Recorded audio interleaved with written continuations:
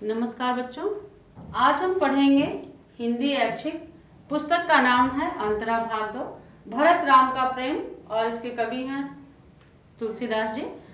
2 भाग हमने पढ़ लिया था, आज हम इसका तीसरा भाग पढ़ेंगे।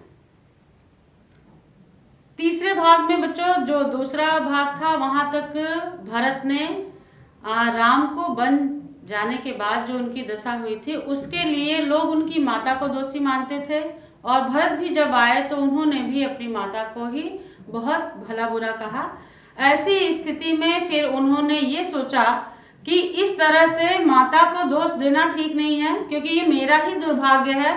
मेरे दुर्भाग्य के कारण ही मेरा जो ये बिछोह हुआ है, जो राम को वन गमन भेजा गया है, वन भेजा गया, उसका सबका कारण मैं ही हूँ। अब उसके बाद बच्चों इस तीसरे काव्यांश में भाषा जो है वो अवधी भाषा है, और इसमें भरत की मानसिक दशा का वर्णन किया गया है। भूपति मरण प्रेम पनु राखी, जननी कुमति जगत सब साखी। इसमें ये बता रहे हैं भरत की अब राम के वन जाने के बाद कैसी मानसिक स्थिति सभी की है, उसका वर्णन कर रहे हैं। कह रहे हैं भूपति, भूपति से तात्पर्य यहाँ पर राजा दशरथ से है।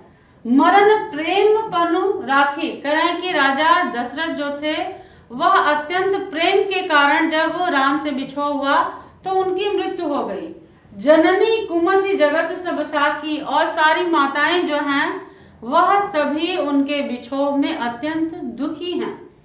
देखिन जाहि विकल महतारी, जरहि दुसह जर पुर नर नारी।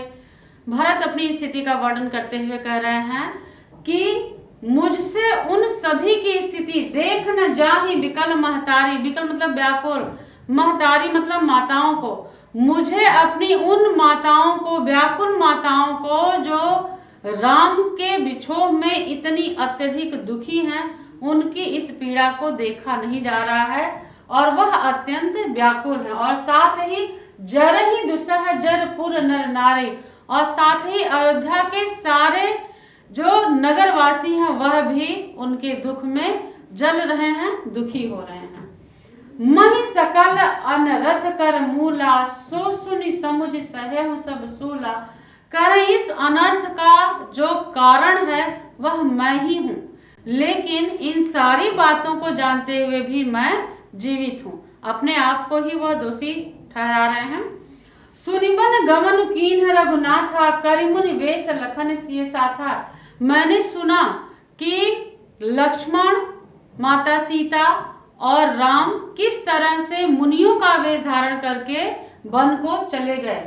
बिन पानहीन, पानहीन मतलब जूते, पयादे ही मतलब पैरों में पहने बिना ही, पाए सगर साख रहे हूँ यही घाए।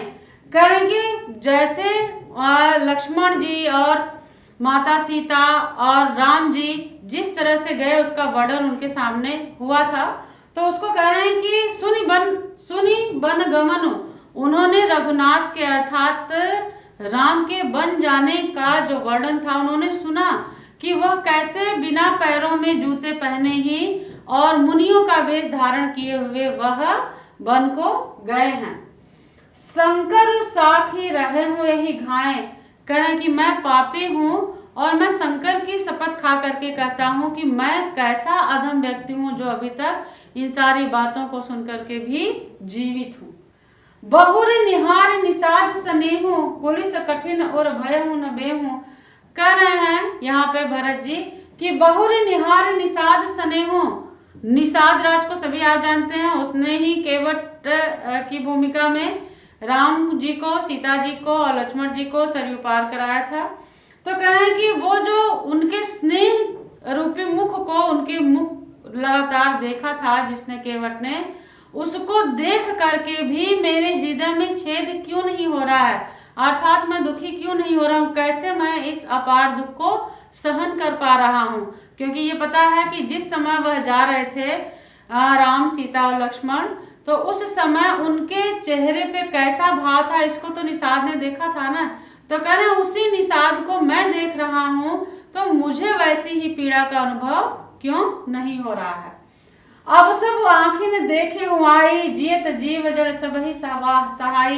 करें यह सब कुछ मैंने अब देख लिया है कि कैसी स्थिति उनकी थी। देख लिया अर्थात जान लिया है, सुन लिया है। और फिर भी मैं जीवित हूँ, लेकिन मैं जीवित होते हुए भी कैसा जीवित हूँ, मैं जड़ के समान अब जीवित रह गया हूँ। अर्थात कहने का तात्पर्य है बच्चों कि अब वो जीवित तो हैं, लेकिन वास्तव में जैसे कह सकते हैं जैसे चलती फिरती लाश।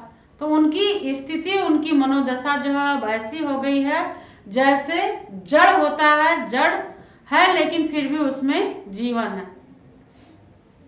जिनहि निरखी मग सापिन बीछी तजहि विषम विषु तापस तीखी। करें कि जिनके मार्ग में सामने आ जाने पर बिच्छू और सांप भी अपने विष को त्याग देते हैं, ऐसे रामचंद्र जी, ऐसी माता सीता ऐसा मेरे बारे में कैसे सोच सकते हैं कि मैं अपने भ्राता का हित नहीं चाहूंगा। ऐसा माता ने कैसे सोच लिया कि राम जो है वह राज्य करेंगे और मेरे पुत्र के साथ अच्छा व्यवहार नहीं करेंगे। कैसे ऐसा माता ने सोच लिया, जबकि वह तो ऐसे व्यक्तित्व के धनी हैं कि अगर सामने से सांप और बिच्छू भी जाएं तो वह भी उनके विष से जो है वो क्या होते हैं, उनका जो विष है वह दूर हो जाता है, वह भी अपने विषैलेपन को छोड़ देते हैं। तो राम तो हमारे भाई हैं, वो हमारे साथ ऐसा कभी भी नहीं कर सकते। जो दूसरों के विष को जो है उससे विष मुक्त कर देता है, वह हमारे सबके जीवन में किस तरह से विष बन करके घुलेंगे, नहीं घुल सकते, ऐसा नहीं हो सकता है। ऐसा माता ने कैसे सोच लिया कि जो राम है वह हमारे पुत्र का अहित चाहेंगे। तेई रघुनंदन लखन से अनहित लागे जाए। करें कि वह रघुनंदन, वह राम जी, सीता जी कैसे अनहित लागे जाए, कैसे हमारा अहित चाह लेंगे।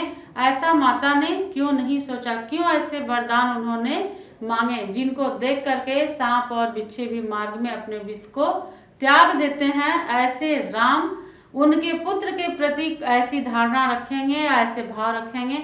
माता ने ऐसा कैसे सोच लिया। तासु तनय तजे दुसह दुख दया सहाय काय।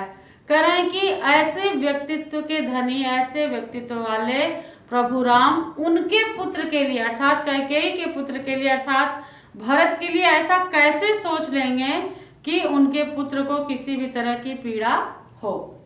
तो इस तरह से बच्चों इसमें जो है भरत ने अपनी मानसिक दशा का वर्णन किया है।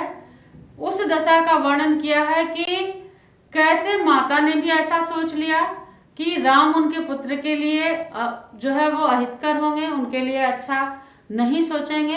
तो इन सारी बातों को जो है यहाँ पर भरत ने वर्णित किया है और ये कहा कि इतना सब कुछ जानने के बावजूद भी मेरे हृदय में छेद क्यों नहीं हो जाता, मैं तो जड़ के समान हूँ, बस मैं जीवित हूँ। अर्थात जब व्यक्ति बहुत अधिक दुखी होता है बच्चों तो वो सोचता है कि वह प्राण त्याग दे, लेकिन उसके प्राण जो है उस समय नहीं निकलते हैं।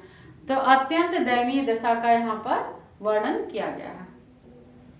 यहाँ बच्चों संक्षेप में शब्दार्थ मैंने लिख दिया है। भूपति मतलब राजा दशरथ, पनु प्रतिज्ञा प्राण, महतारी मतलब माता, सूला काटे दर्द, गौन मतलब प्रस्थान किए जब चले गए, घाय मतलब घाव जेही। तो यह मैंने आपको अर्थ में बता दिया है। बाकी इस तरह से काव्यांश में जो प्रसंग है वो इस अंश में राम के वनगमन के बाद भरत की मानसिक दशा का वर्णन किया है। भरत सभी लोगों के साथ चित्रकूट में गए तथा वहां राम के प्रति अपना प्रेम प्रकट करते हुए वनवास का कारण वह स्वयं को मानते हैं। काव्यांश आधारित बच्चों लघु प्रश्न है और इन प्रश्नों को करने से हमें वह जो पैराग्राफ है, जो काव्यांश है, वो भली भांति जो है ध्यान में रहता है और याद भी हो जाता है। तो पहला जो प्रश्न है वो कॉमन क्वेश्चन है एक तरह से, वो सभी काव्यांश में आएगा। पाठ तथा पाठ के कवि का नाम वो आप सभी को पता चल गया है। पाठ का नाम आपने देखा, ये भरत राम का प्रेम, और कवि जो है उसके तुलसीदास जी हैं। यहाँ पर भरत ने अपनी व्यथा को किस शैली में व्यक्त किया है, तो यहाँ पर उन्होंने अपनी बातों को आत्मकथात्मक और संबोधन शैली में उन्होंने बताया है। प्रस्तुत काव्यांश में कौन सा रस विद्यमान है, यहाँ पर करुण रस है प्रस्तुत काव्यांश से अनुप्रास अलंकार चुन करके लिखना है, वो पैराग्राफ में मैंने आपको बता दिया था। और प्रस्तुत काव्यांश में भरत ने राम लक्ष्मण तथा माता सीता के किस वेशभूषा का वर्णन किया है? इसमें वर्णन यह किया है बच्चों कि जब उनको सारा वृत्तांत सुनाया गया राम वन गमन का, तो यह भी बताया गया कि किस तरह से राम, सीता और लक्ष्मण ऋषि मुनियों की बेस में जो है, वनवासियों की बेस में, और बिना पैरों में जूता या खड़ाऊ पहने ही वह वन को गए थे, उस समय का वर्णन इसमें किया गया है। तो इस तरह से बच्चों यह काव्यांश आपका पूरा हुआ। इसी पाठ में 2 पद और हैं जो कि मैं आपको अगले वीडियो में पढ़ाऊंगी। धन्यवाद।